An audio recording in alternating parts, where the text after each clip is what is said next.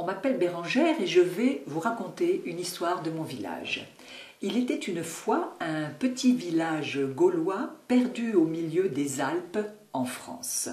Il était si petit qu'il comptait à peine une centaine d'habitants. Le maire, enfant du pays, fit venir des jeunes en leur proposant du travail. Mais pour loger ces nouveaux arrivants, l'un de ses conseillers lui proposa de construire des maisons qui auraient un tel rendement que l'on pourrait enfin mettre en place une politique de sauvegarde de l'environnement et de développement durable.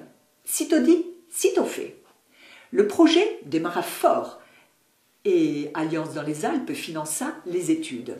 Partout où il était présenté, le projet obtenait un vif succès, jusqu'au jour où il avait fait très froid ce jour-là dans le petit village sous la neige.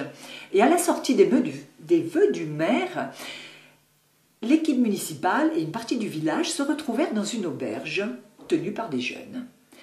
Les conversations allaient bon train et le vin de Bordeaux déliait les langues et les esprits, notamment chez un groupe de jeunes qui, de façon assez agressive, demandèrent « Pourquoi faire tant de foin autour de ce projet alors que nous sommes parfaitement capables de construire des maisons écologiques rapidement avec de la paille, du bois, du chanvre, toutes sortes de matériaux ?» Oui, bien sûr, répondit le conseiller, parce que les maisons passives aussi peuvent utiliser toutes sortes de matériaux, y compris de la paille. Mais quelle est la différence alors? Lorsque l'on n'utilise pas de chauffage permanent, l'on diminue les rejets de gaz à effet de serre. Tiens, regarde cette bouteille. Si je la remplis d'eau chaude, dans 2 heures, elle sera froide. Par contre, cette bouteille thermos, si je la remplis d'eau chaude, dans 24 heures, elle sera toujours chaude parce qu'elle a été conçue dès le départ pour garder la chaleur.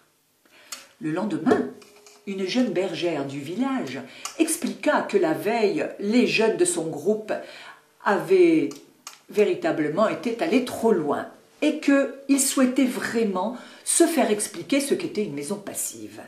Le maire et son conseiller expliquèrent à quelques jeunes, une dizaine, quelles étaient véritablement les performances des maisons passives et comment y arriver.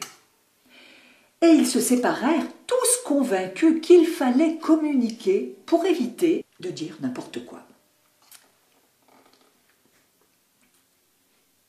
Le petit village gaulois continua bravement sa quête, parce qu'il fallait maintenant trouver des financements. Il n'avait pas un sou. Jusqu'au jour où le maire et le conseiller crurent vraiment que le ciel leur tombait sur la tête. Monsieur Légalité, sans un sourire, leur dit « Mais qui êtes-vous? Que voulez-vous? Vous n'êtes plus compétent pour gérer ce type de projet. Il appartient désormais à la communauté de communes dont vous faites partie. » Désolé, dépité, il se demandait bien ce qu'allait devenir ce projet, si près du but. Non, ce n'était pas possible.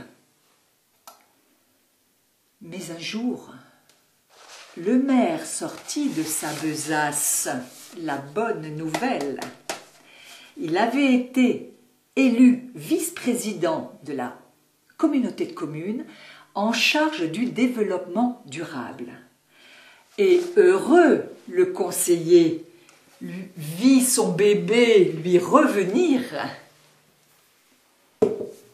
La morale de cette histoire est qu'il ne faut jamais désespérer.